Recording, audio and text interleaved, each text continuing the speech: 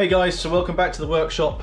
The Z is already up on stands, wheels off, following the day that we had with Yogi and Rob at Teesside doing some of the, well, we call it Mad Max, like part of the filming we did with all the bodywork off. It was pretty cool to do that. Great to hear the supercharger whining, because generally all I hear is the exhaust note, and obviously trying to concentrate on keeping the thing on track. But it was good to see obviously the Fortune Auto suspension and stuff like that working, watching all the arms moving around, making sure bits that should stay stationary, and bits that should be moving freely are. So yeah, now it's time to really get to work on prepping this thing for the upcoming season and get the body panels back on. So it's quite a long list of things to do. First of which is the engine mounts. So the eagle-eyed ones of you watching on the previous vlog saw the engine moving around a lot.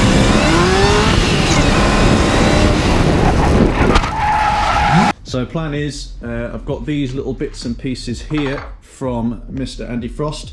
So he cut out these nice little circles for me, got my hockey pucks. Now going to make a slightly different design of engine mount, because yeah, these ones have been causing problems since I first made them back in 2013, but they did serve a purpose. But I think, yeah, there was too many moving parts in there to try and hold the beast down. And obviously with the new charger going on and the remap, we're expecting even more torque from this thing. So yeah, we want to try and keep her where she should be. Another part is putting the front anti-roll bar on. So yeah, in my wisdom, last year when I was obviously cutting all the weight off, I actually cut out the original mounting brackets for those. So I now need to fathom some other way of actually fitting the anti-roll bar on. But you know, what Yogi and I have discovered over the last year trying to work with this car is we definitely need this thing back on. But if we zoom in here, you'll see actually why I took it off in the first place. So it's now obviously a couple of inches lower than it should be, but it's already hitting the anti-roll bar, the alternator, sorry. So yeah, definitely got some work to do there on getting that one to fit. But in amongst all that stuff, we've got Goodrich coming on board now as well. They're going to redo the whole brake line system for me, as well as a few other pipes. We've got a breather system we're going to put on the valve covers from Advocult, which is cool. Got brand new suspension coming from Fortune Auto as well, which would be called the Dreadnought 2s. So we're running the 520s here at the moment, which are obviously with the remote reservoirs mounted onto the side of the coilover. The Dreadnought 2s are the next step up from these ones. So that's got a kind of a longer hose, so we can mount the remote reservoir up on top here. Gonna have new filter from K&N. DEI are sending through a ton of new products as well for us to use this year. So yeah, gonna redo some of the stuff there, because if we zoom under the car, oh yeah, you can see obviously the damage from running the car and catching it on different curbs and stuff on the wrap here. They've got a wrap called the Exo wrap, which has a stainless steel mesh that goes around it as well, which obviously designed to be a little bit stronger and more resilient for that kind of stuff. But also to go with the new MSUK regulations, we've got to put on 2 prop shaft hoops as well, just in case obviously that comes loose and comes off. We definitely don't want to see what happened to poor Sebastian Fontaine over in Oman. You know, that was a horrific accident. Luckily he got away with that all right. You know, a bit of damage to the car, but obviously metal can be fixed nice and easy. And then yeah, little bits of rework and stuff like that to do on the back. Also got a seal gone on the side of the diff. Hopefully you guys can come along. I'll keep you involved as much as I can along the way. Obviously it's a little bit tough sometimes filming this all myself, but we'll do what we can. Any ideas, comments, suggestions, please whack them in the comments below.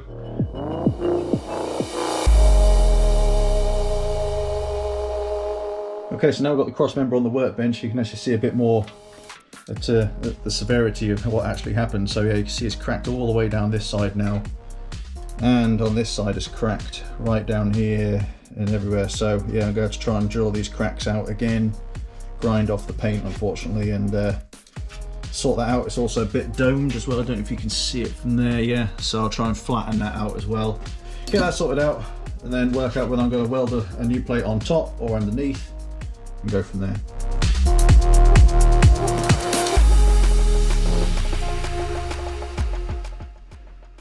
Okay, that's the prep work done. So I've got these little discs here that were part of Andy Frost's engine mount kit. Luckily there was a couple of extra spares in the kit, so I've cut those down to fit on the underside and go in under here so I can reinforce that.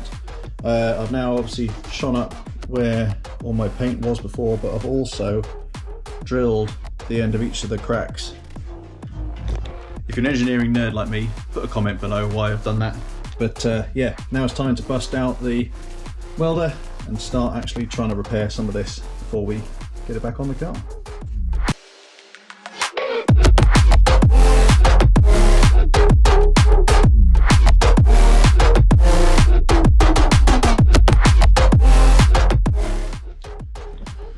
Right, so repair is done. I've just ground that all off so that's nice and flat on both sides. Pretty happy with that. Obviously got to flake off the old paint now and do that one. The other side, we now have in there the welded in 3mm bit of plate on both sides. So hopefully that should also stop that from rocking about now as well. Okay, so a few hours have passed since I last spoke to you. Reason being is I've been doing a lot of boring stuff and complicated stuff. So the boring stuff first was cutting the brackets off the original engine mounts, which we scanned through under here. So yeah, they had 2 brackets on here for the original ones, so they're now gone. I've now spot welded on the little adapter, so in there is the bolt with the hockey puck. There's going to be another junior hockey puck underneath, so thanks Bragg Wallbank for the advice on that one. So yeah, what I've been doing since then is absolutely smashing my head, but well, physically smashing my head first off on that, but then mentally on trying to make this thing. So how on earth Jason, Andy Frost, Brad Wallbank, you guys all make roll cages, but also how the old school engineers used to do it without, well, purely again with measurements and stuff like that. You know, trying to get the fish mouth in the right place on this one and then get the slash cut done in the right orientation on this. But yeah, happy to say that I now bring that round, plonk that up into there. That then sits perfectly where I want it to. Nice mating face on all sides, and we're getting ready to spot weld that in. So bring the weld around now, get that one in place before I then have to work on the harder side. So yeah, typical fashion, did the easier one first, but yeah, making progress slowly. So I'm pretty happy with these two really. This one was the first one. They're both obviously tack welded up still at the moment. A little bit more of a gap on the fish mouth on this one, but nevertheless still happy because I put a little red square on there, which you might just be able to see, which was the exact position where this one mounted to the plate, and that was where I was hoping to land. And with a bit of fettling, I actually got within, you know, like 90% of the tube to fall within that square. Considering I've got no idea what I'm doing when it comes to sort of 3-dimensional tube work, I'm pretty happy with that. So yeah, anyway, now I'm gonna get the welder out, tack or do these ones up properly, trying my hardest not to warp the little 3mm piece here. So I'll just be taking my time around that bit. Might want to keep that nice and flat to sit on the hockey puck. But then yeah, actually we might have a pair of new engine mounts that we can get painted up and fitted to the car and get rid of that awful wobble. So today's a new day in my workshop. Yesterday got the engine mounts painted and fitted up. Chuffed with those. So normal size hockey puck on this side, and as Brad Wallbank recommended, junior hockey puck on the underside in here, just to help with the kind of tension kept on the bolt in there, self-locking nut. So hopefully that's the last we'll have to worry about those. So now working on this, which is where the oil filter relocation used to be. It used to leak oil everywhere, which really used to annoy me. So today I am going to be welding on some Advocol AN10 weld-on bosses here and get rid of these things, which no matter whatever I used to do, never used to seal right or anything. It used to be oil dripping everywhere. It's horrible. Just actually started to drill out threads a little bit because the step wouldn't quite sit flush, but now get in there, that sits in there nicely. So yeah, give that another good clean up. Did that with the old trusty conical drill bit though, that used to hack the 350Z to pieces, but now it's being used for something a little bit more delicate. So yeah, give this a good wash up now, get the acetone on it, make sure I get all the swarf out of it as much as possible, and see whether or not my aluminium skills are up to it without warping this face. So wish me luck. Okay, definitely not the prettiest welding I've ever done. The joys of welding cast aluminium, plus also I haven't welded for some time, so I'm a bit out of practice. Also needed my kit cap prior to, which I didn't have, so I had a bit of shaky hand syndrome as well. But anyway, they're on, hopefully they're sealed up enough, so once that thing is cooled off, get that one fitted back to the car. It's been a couple of days since I spoke to you guys last, and that is mainly because most of the fabrication work is done, and actually today I'll be doing this.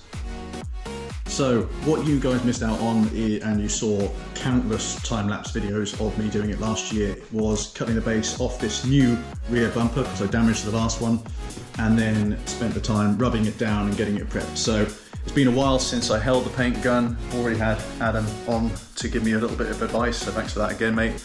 Yeah, so first coat was a little bit patchy.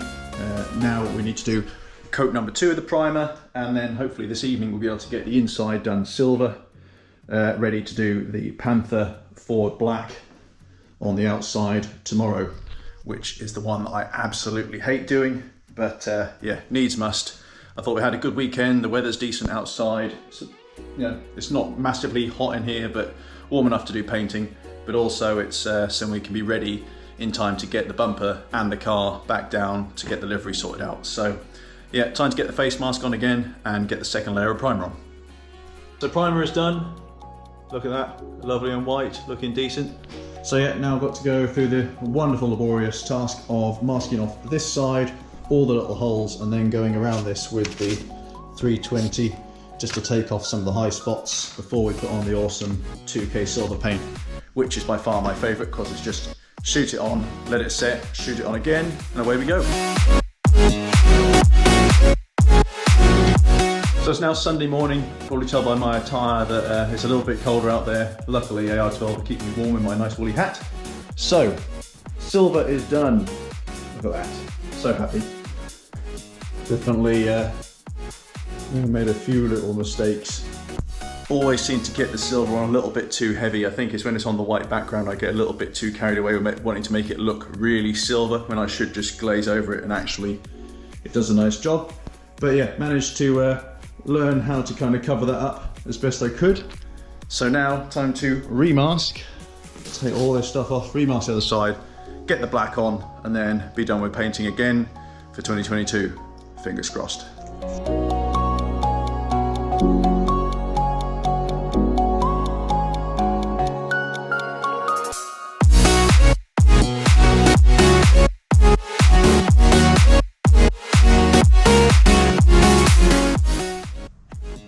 Right, it's done. I think you can probably tell by my voice and my face that I'm not overly impressed.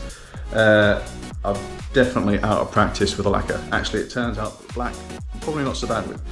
But yeah, we've got some go faster runs happening, and probably not the nicest of finishes. Doesn't look too bad in the camera, but look, yeah, we'll go get rid of those. So now just have to see whether or not I can be bothered to redo it. Obviously I've got to now, if I want to, block this back down to the paint, put another couple of base coats on there, and then re-lacquer again, where obviously if I'm not careful I'll end up with the same problem.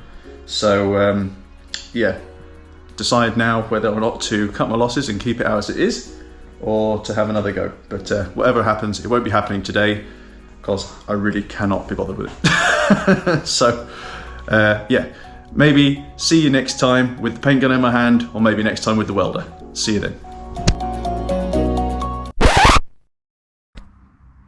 Okay, I'm back. Yeah, a few hours to think about what I'd done wrong last time. Also a few chats with Mr. Simmons, so thanks again for that. And look what's happened. So yeah, all the lacquer, everything's been rubbed off with a block and 320 grit sandpaper. So yes, fingers crossed. Let's have another go at this, take 2, and yeah, get this black and get this lacquer done properly this time. So I'll get the mask on and we'll get stuck in. Okay, so definitely not my finest work, but it's black, it's shiny, ready for some vinyl. I'll put it in the corner again. One decent-ish size run there, but faint enough not to cause too much problem. So should be good enough for the vinyl to go back on there and then look pretty again and then be fitted to the back of the Z. So finally, I will sign off for this one and see you next time.